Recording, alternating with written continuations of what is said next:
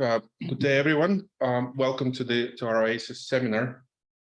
I will start with the acknowledgements. So on behalf of the University of Tasmania, I would like to acknowledge all countries participating in this meeting. I also acknowledge their elders, ancestors, and their legacy to us. So I'm very pleased to introduce our speaker today, Dr. David Green. David is right here. Yep.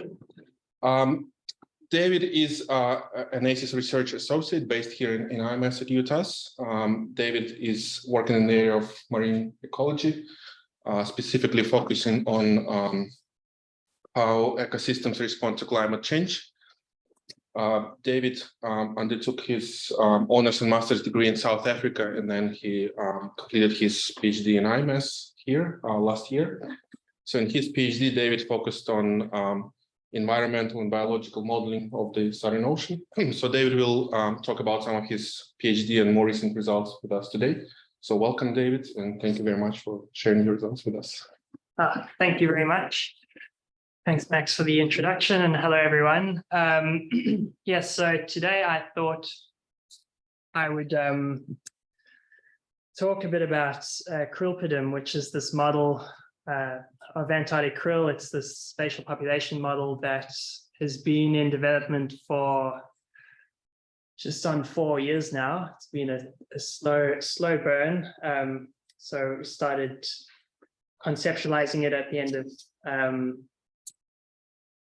2019, pre-COVID, and it's been sort of a slow development since then. So the model is developed in collaboration with colleagues at CLS in France and the Pacific community in New Caledonia.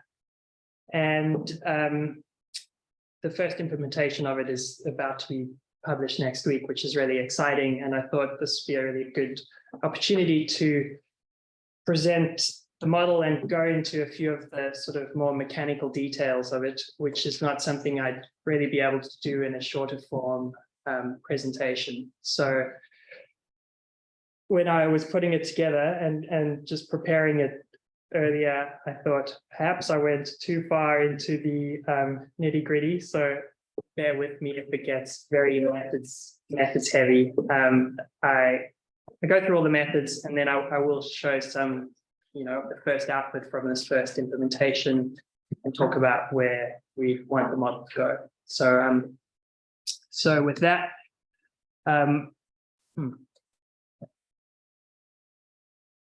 oops, that's what, yes. All right, so Antarctic krill probably needs no introductions to anybody here. It's a critical component of a lot of regional Southern Ocean ecosystems, particularly in the South Atlantic, but also in polar waters around much of the Antarctic continent. And it's a really important component because it's this really important link between primary producers and higher order predators. And krill-centered ecosystems tend to be highly productive because krill's feeding directly on phytoplankton and then being fed directly upon by higher predators. It means that you have this really efficient trophic link, and so you end up having krill-centered ecosystems supporting really huge populations of higher predators, including krill-eating whales, flying seabirds, penguins, seals, you name it, as well as what we're learning are really large, a really important component of big biomasses of other mid-trophic organisms like mesopelagic fish and squid. And then it's also obviously the target of a developed and expanding fishery. So interestingly though, despite it being so important in these ecosystems and being the target of a commercial fishery, we still have there's still a lot of lacking understanding in terms of its population dynamics. So we have a pretty good idea broadly where krill biomass is distributed within the Southern Ocean, but we don't know very much about how that biomass varies year to year and what drives that variability. And we also don't know about spatial population dynamics. So, are some populations self-sustaining? Which populations are self-sustaining? Which ones depend on sources from elsewhere? And one of the issues surrounding this is because krill has this really complicated or complex life history. So there are something like 15 developmental stages in krill's life. Those different stages have quite different habitat requirements. So, some stages that really depend on sea ice, some stages don't. And so when you have environmental change driving, bottom-up change, it's not always intuitive how that's going to affect the krill population. And so what we really need is some framework and modeling framework where we can really incorporate the krill's life history, those habitat requirements, and the underlying circulation all together to give us a better overall view of what's going on. And then with that kind of information, we can start, digging into what does the future look like for krill in a changing Southern Ocean? What are the effects of fishing going to be on it? And that leads me to SEPADYM. So SEPADYM is a model that I used a lot during my PhD. To describe what SEPADYM is initially, it's this model that was developed with the Pacific tuna fishery in mind. And so it consists of these two components. The first component is this mid-trophic level model, which essentially extends an Earth system model. It takes primary production, estimates how much mid-trophic level biomass could be produced from that, and it shunts it around with the underlying, enforcing it by underlying circulation. Then it also has this other model component that it builds on top of that, and that's this tuna model. And the tuna model is a lot more nuanced in that it allows you to represent a single species with an age-structured population, and it allows you to include specific habitat requirements in that population.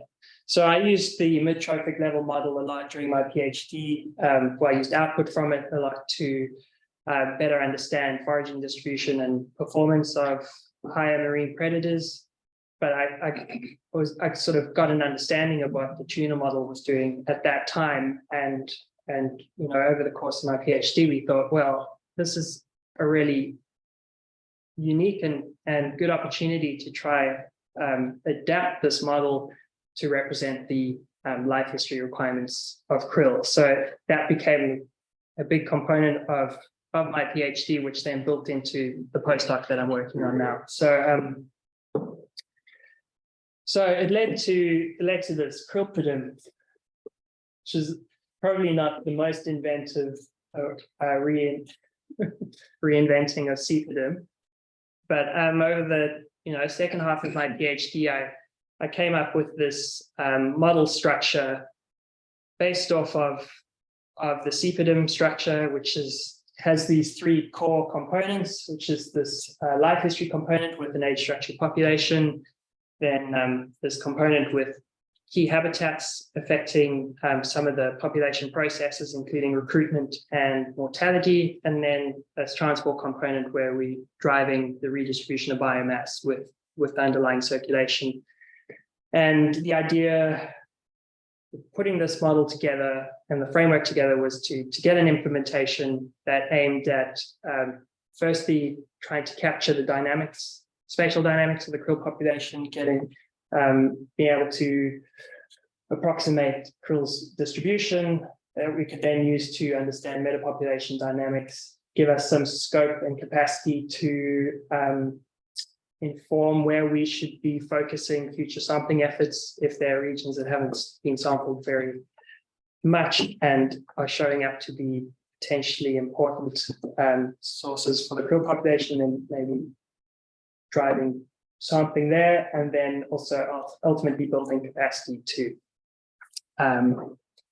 project how krill will respond to a changing climate. So at this point is where I thought I could go into a little bit more detail in terms of how the model is structured. So I thought In terms of this presentation today, I'm going to go through this model framework. So I'll deal with the 3 different components that we're working with. So how we came up with the life history component, defined the age structure population, how we defined the processes that governed growth and mortality of that population, then defining the key habitats that we used, and those defined into 2 key categories, the one being spawning habitat, which then scales recruitment and larval production into this age structure population, and then these life stage habitats that affect mortality at those different life stages within the age structure population, and then the circulation that was brought in to model spatial dynamics. After that, I'll do a quick chat about the model initialization process, and then show you some of the first outputs that we've got and where we aiming for the model to ultimately head towards.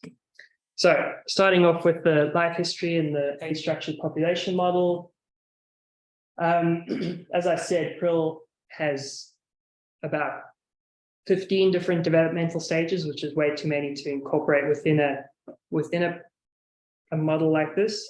So I managed to scale that down to about 5 different life stages, and those are separated out depending on biological or habitat requirements. So the first stage is young larvae, which really takes from the point of spawning on to about the end of the first month. And this is this period where spawned eggs sink down to depths of up to about 1,000 meters, and where they hatch, and then they progressively move back up to the surface, and they reach the surface approximately 4 weeks after being spawned. And at that point, they've exhausted their yolk reserves, and they need to start feeding immediately, and they've got no capacity to starve at all. So they need to have a constant availability of food at that point. And they also don't have any capacity to feed on ice algae during that time. So that captures the free larvae stage. And then at the onset of winter, they've developed enough to have appendages that they can scrape off ice algae. And so that takes it through the late larvae stage, which is a stage that overwinters. And then in the following spring is when juveniles recruit into the population. And they have a lot more relaxed food requirements because they've got some capacity to starve. And then the second year spring is when those juveniles recruit into the adult population, and they are separate because they can then spawn and yes, breed.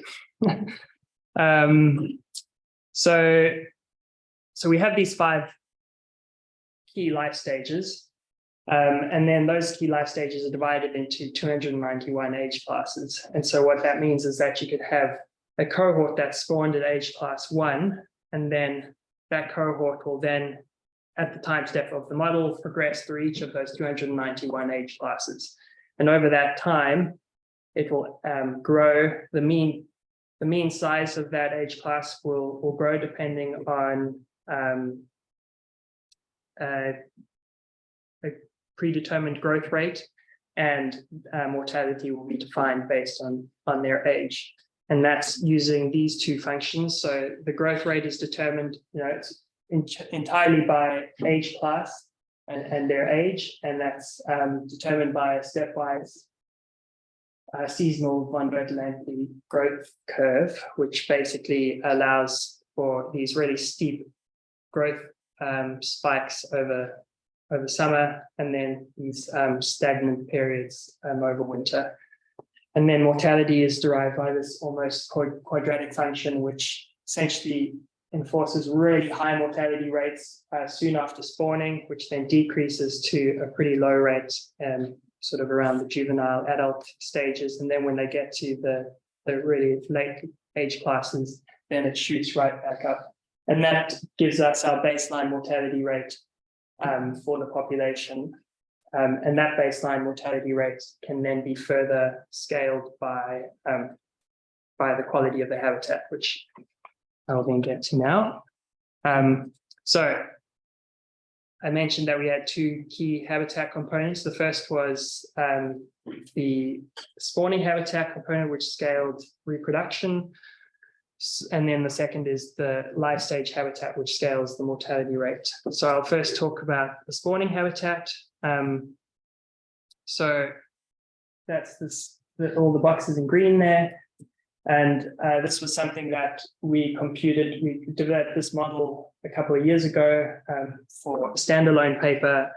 And spawning habitat essentially is just this product of three simple deterministic functions that scale suitability of temperature, food availability, and predation pressure. And predation pressure is determined based on micronectin density, which comes from the mid-trophic level model of CPODYM. And so we have the product of those functions, and that the parameters for those functions are then optimized based on this observed habitat quality that we derived from the literature, and then produced estimates of spawning habitat, which we then scaled up to the circumpolar Southern Ocean.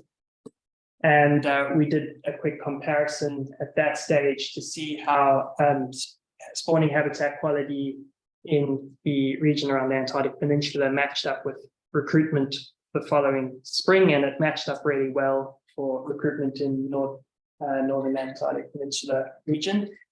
So we used that spawning habitat, and then we work out larval production by including that as a term within the stock recruitment model, which essentially then just scales the number of larvae that can be produced by an individual adult.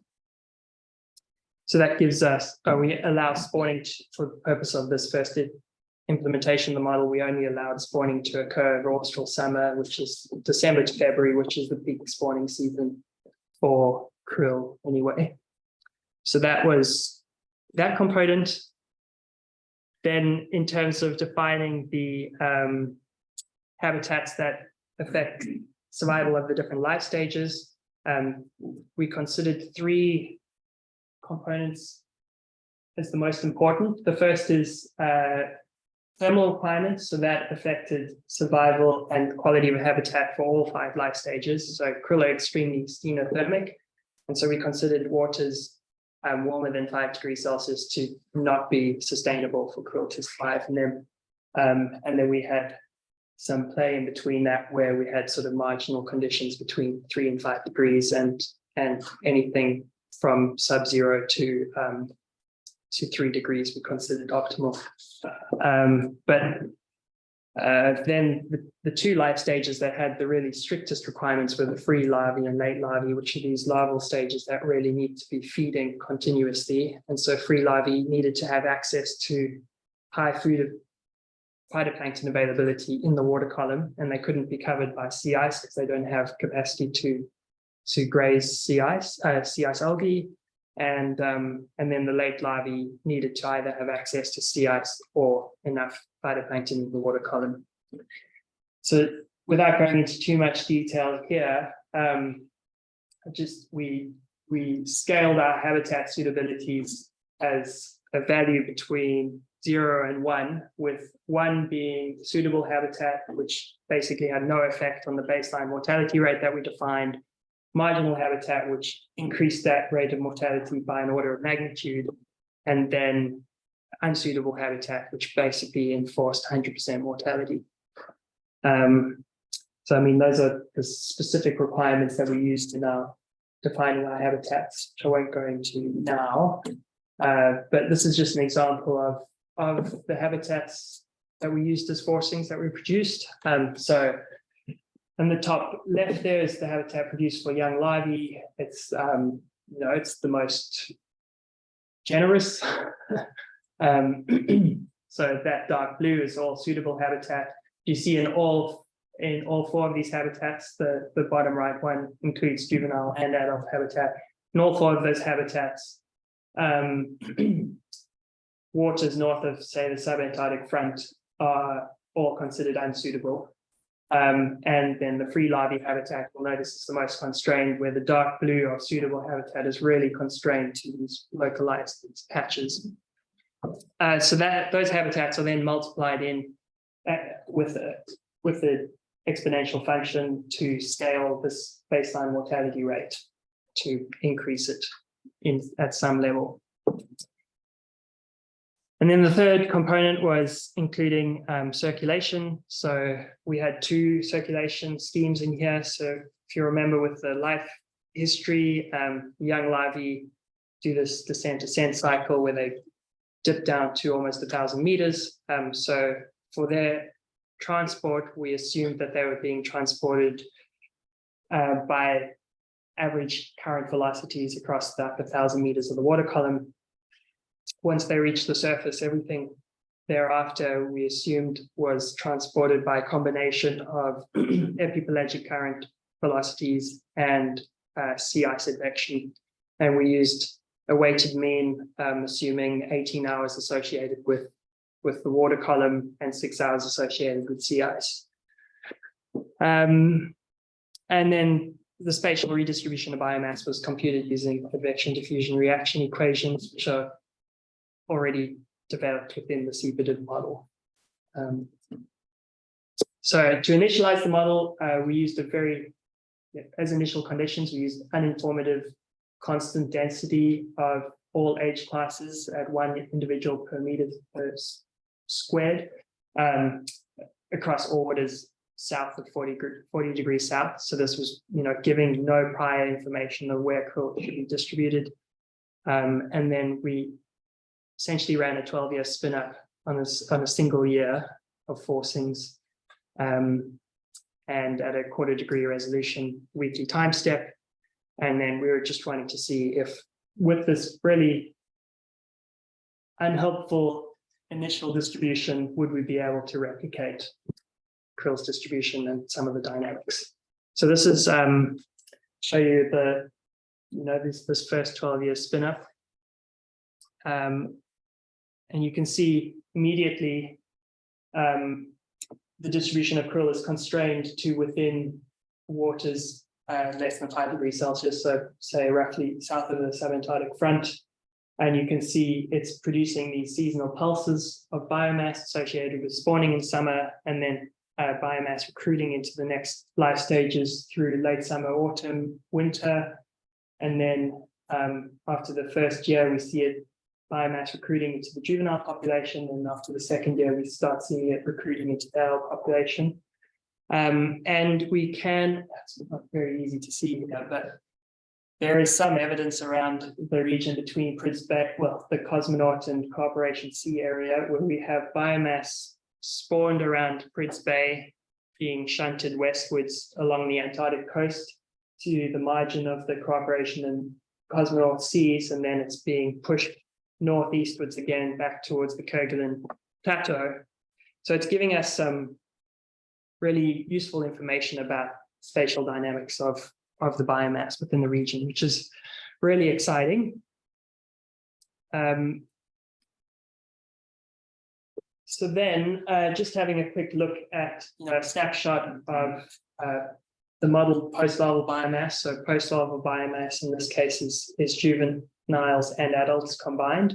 So this is the broad distribution of where the model, without any prior information, is predicting important regions of krill biomass. And the bottom right there is observed krill biomass from the most comprehensive observational data set that we have available, which is krill base.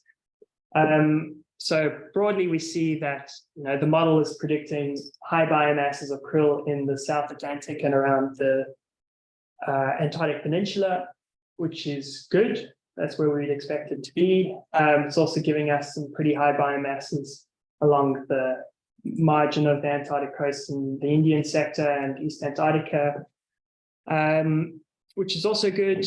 It seems to be overestimating krill biomass north of the maximum extent of sea ice, which is that purple line. And it's also seemingly overestimating biomass around the Amundsen and Bellingshausen Sea regions.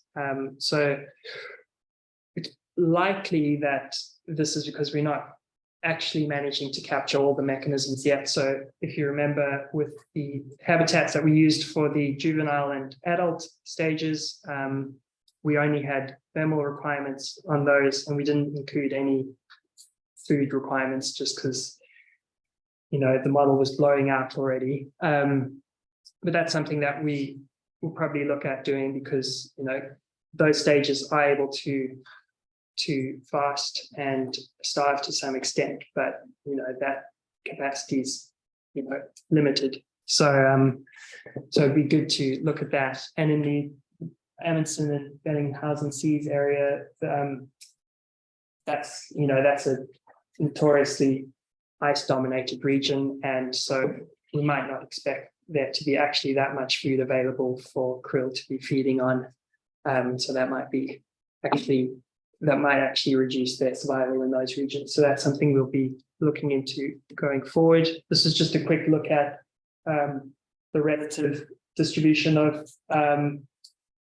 biomass between, you know, regionally between KRILLPODYM and krill base. It's just showing that it matches up pretty well in the South Atlantic region, but our model biomass seems to extend quite a bit more in the Pacific, which, you know, relates to those high density areas around the Amundsen and Bellinghausen Seas. But broadly within that region, observations tell us there should be around 70% of the overall biomass is over there, and we're getting about 65%, which is pretty good. Yeah, so the model's already doing a reasonable job, I think, given the requirements that we've and the habitats and the rules that we've given it.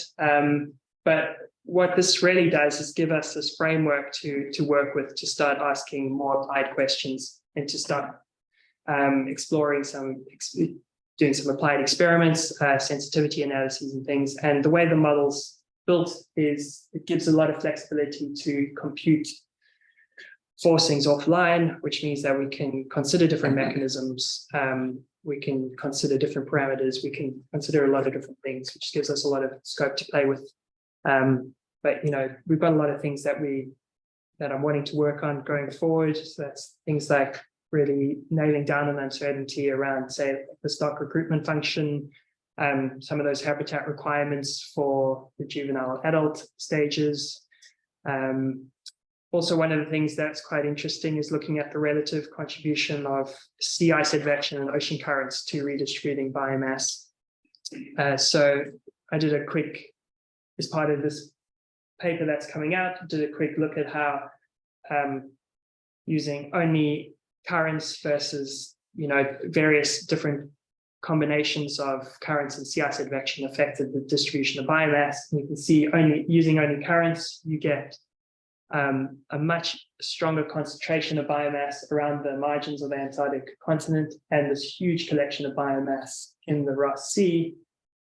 Whereas if you look at an average of, you know, assuming 12 hours, all of that biomass in the Ross Sea is completely shunted out northwards, and along most of the margin of the Antarctic coast, there is pretty low biomass for krill. So that's a really, you know, it just shows one of the, you know, the applications that we could have for this model in testing some of these parameters and get a better understanding for these mechanisms. So going forward, you know, we're going to continue parameterization. You know, this model was run using products from the Copernicus data products. That's because I was using the mid-trophic level model components, which are forced by that. So I was kind of restricted to doing that, but I'd like to rerun the model using something that's more focused on the Southern Ocean. And we'd like to start adding in elements of krill harvest into our understanding, and we can start, you know, investigating these metapopulation dynamics. And we can also start exploring what would happen if we pulled out a bunch of biomass from a select number of grid cells. What would happen to local ecosystems, downstream ecosystems, and also using this model to, evaluate the quality of marine predator foraging habitat and how that might change in the, with the changing Southern Ocean. So that's it. That's it for me.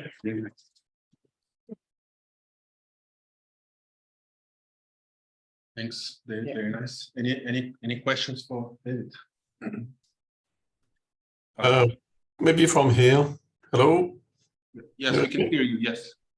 Okay. Well, hi, David. It's David. Yeah. Thanks for the talk. It's unclear to me how you move your population from, the different states, and you start with the population. Do they all move at the same time? From juvenile to, I don't remember the name of the 5 states, but are there any way you have to split the population? I don't know. I didn't get this point. In terms of how, do you mean in terms of how the population ages? Is that Yes. kind of what? Yes. So we have, so yes, that maybe I wasn't clear about that. So the population is split up into these 291 age classes. So at the onset of with the initial conditions, we assume each age class has a constant density of krill biomass, and then those age classes are separated into, allocated into the different life stages. And so with each time step of the model, you have an age class aging from, say, age class 1 to age class 2, and age class 2 advances to age class 3, and then you have constant recruitment into the first age class each time. Does that make sense? Yeah, I think so. Yeah. Okay. Thank you. There's a question. Do you mind reading this for everyone? Okay. Yes. So Andrew asks, why using krill base when there are far better estimates of biomass from acoustic surveys? That's a good question, Andrew. I used krill base because it was just at the time very accessible, and it gave me a nice overall circumpolar distribution of biomass. But I agree, it's definitely not the best available, and already with the review of this current paper, there are a couple of things were mentioned as well, where like what you mentioned, it would be good to have additional estimates of biomass from acoustic surveys, as well as using indirect measures of biomass from, we have a whole lot of whale catch data that would give us an estimate of where krill's distributed. So I think going forward, we definitely have to be leveraging off of that information, especially if we wanted to get more accurate parameterizations going and better dig into capturing the mechanisms that we need. So it's a very good point. Thanks, Andrew. I think he raised his hand. Just unmute and Andrew, do you want to make a comment? Can you hear me okay? Yes. Yeah, David, that sounds like a good strategy. I think one of the interesting points about looking at the acoustic data is that it reveals in many places, so around the Antarctic Peninsula and the Scotia Arc, but particularly in East Antarctica, it reveals the finer distributions of the krill abundance. And so you can, rather than it being very general. So I've always advocated that East Antarctica is a place to differentiate between many of the hypotheses that are around on what drives Southern Ocean ecosystems. And I think your model, I mean, it's a terrific model. Congratulations. I mean, it really is looking very impressive. And but when you look at East Antarctica, you've got a lot of biomass in the east of East Antarctica and very little biomass in the west. and yet the acoustic surveys have shown the reverse. And so to have your model fit in a broad sense, fit the acoustic data from the krill surveys that have been done for East Antarctica, will really give you, I think, a much better handle on how well your model is doing, rather than looking at it as a circum-Antarctic performance. In terms of the various contributions of the drivers, I think East Antarctica is the place to be able to start to test whether you're getting it right in that level. But I'm happy to talk about that more offline. Yeah, no, that would be fantastic, Andrew, and I'd value your input on that. And I agree. I think going forward, that's really what we want to start doing is digging into these finer distributions and looking at how the model is performing at more biologically relevant scales. So having that kind of acoustic data to evaluate the model off of, and potentially even to do some optimizations with, would be really valuable. So yeah, it'd be great to chat to you about that. Yes, you talk a bit, Dan, about the forcing? I didn't quite get what is it forcing just with the physics, or is it actually ingesting oracle data? Yeah, David, can you repeat the question? I'm not sure people could hear. Yes, so Zana just asked me to clarify about the forcings that we were using. So were we just forcing with the physics, or were we also including the chlorophyll data? So yes, so the forcings were brought in sort of two ways. The one way was the physics driving the redistribution of biomass through currents. And then they were brought in through the habitats, basically. So chlorophyll was brought in this case of spawning habitat. So it was used to compute high quality spawning habitat that would support high level production, and then it was brought in again to define the suitability of feeding conditions for those two key life stages. So yes, the forcings are being used and merged together to give us the habitats, which is, yeah, so they computed offline, which hopefully gives us the flexibility to, if we wanted to turf some in the end and include others, we could do that quite easily. Yeah, I think there was a question. Yeah, thank you very much. That's a great thought. Great model. I was just want clarification on the baseline mortality rates. Does that include predation? Or is it natural mortality? So the question was what does the baseline mortality rate include? Does it include predation, or is it just natural mortality? So I guess it basically, well, it includes everything, because it's Evgeny Pakimov's model of mortality. So it's derived from empirical data. It was published in 95. So it's just looking at different size classes and their relative contribution to biomass, I guess. So it would include all of those components in it. Yeah. Because one of the biggest threats to krill in the near future is the massive increase in that wild population. Yeah. So that would be something I'd be really interested in going into ultimately is looking at catch, one from fisheries, but also looking at catch from a whale perspective and what that might do to the broader population, and contrasting competition between fishery and whale consumption.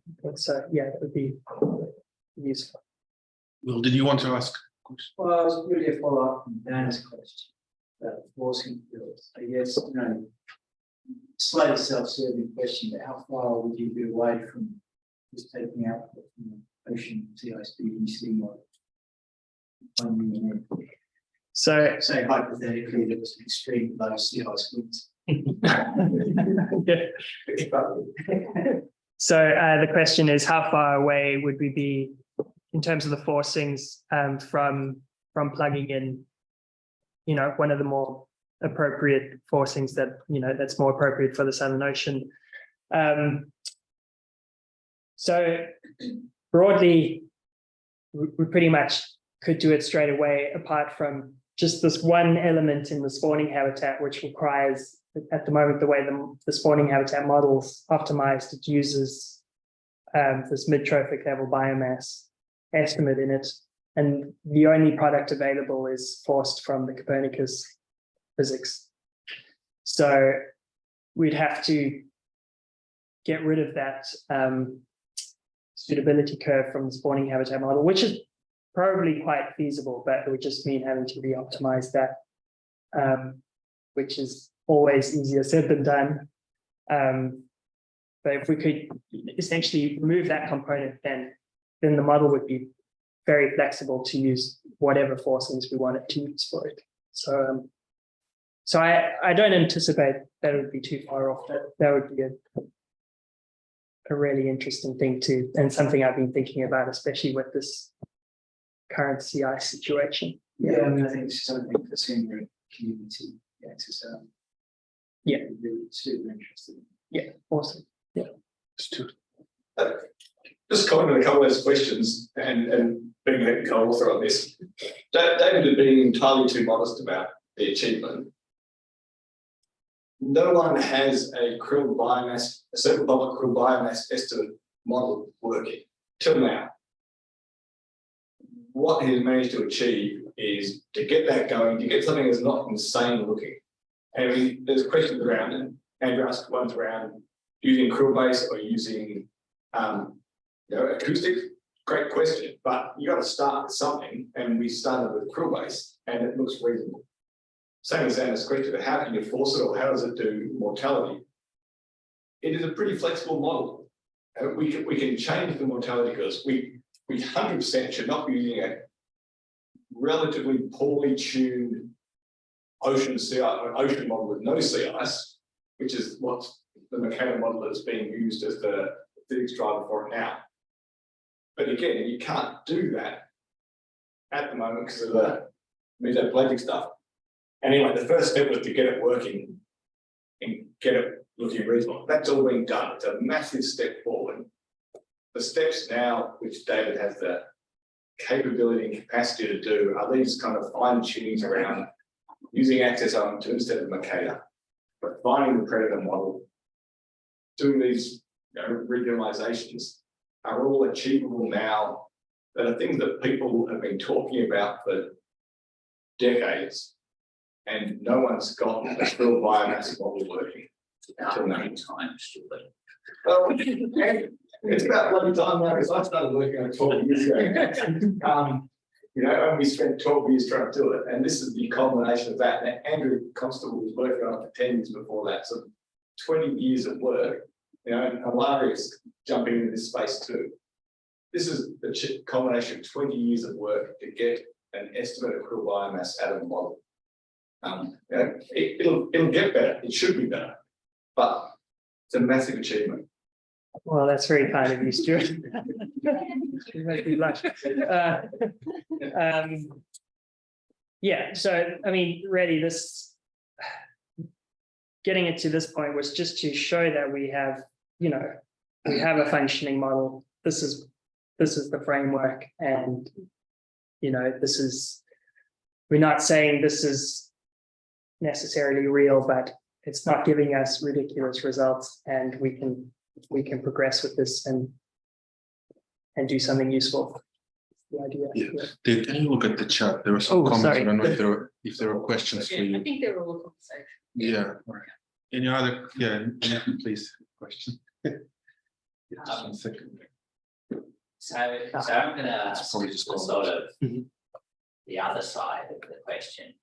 If you were to turn off the ocean current, for instance, what would the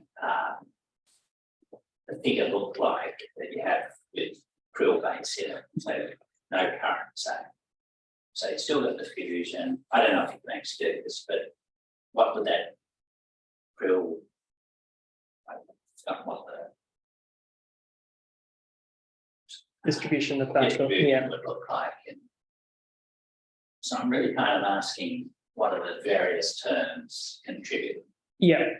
You might still keep the temperature fixed. So there's kind of the counterfactual. How much role does that ocean current have, or without it? That's a good question. I hadn't really considered the corollary between, you know, what's sea ice contributing, but I guess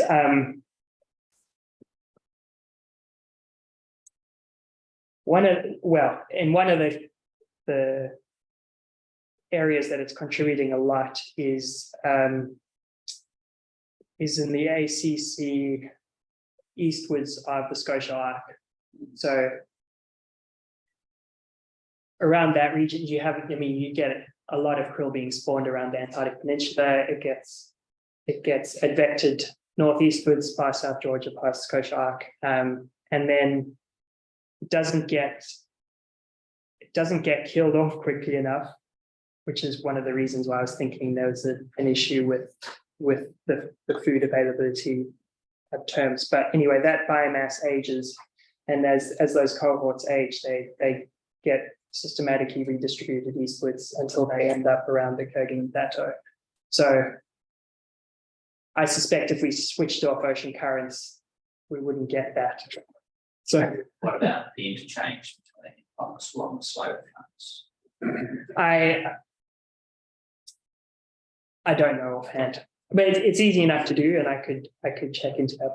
But I mean, and do you want to speculate what would happen? I don't know. Well, I think it's more of an ocean current. Sea ice, you know, it's floating the sea ice and that currents. So that may be, but it's the counterfactual, right? This is why you include the ocean current. This is why we include proxy sea ice. This is the effect of the temperature distribution that's chosen by actually limited to the extent by temperature. How much of that's controlling the structure? How much is diffusion working? They're the questions I was kind of going to in a way. And so there are consequences on the stock, the stock. Stock assessment in each of those would be the answer. So you can kind of see the juggle there. Okay, that's a good thought. I'll yeah, that's a good point. I'll onboard that. Thank you. There's still time for questions. Anyone?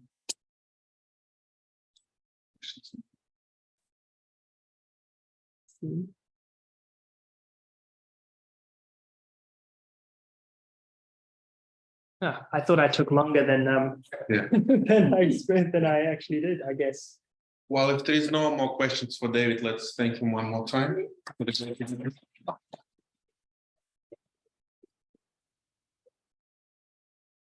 Everyone. Thanks.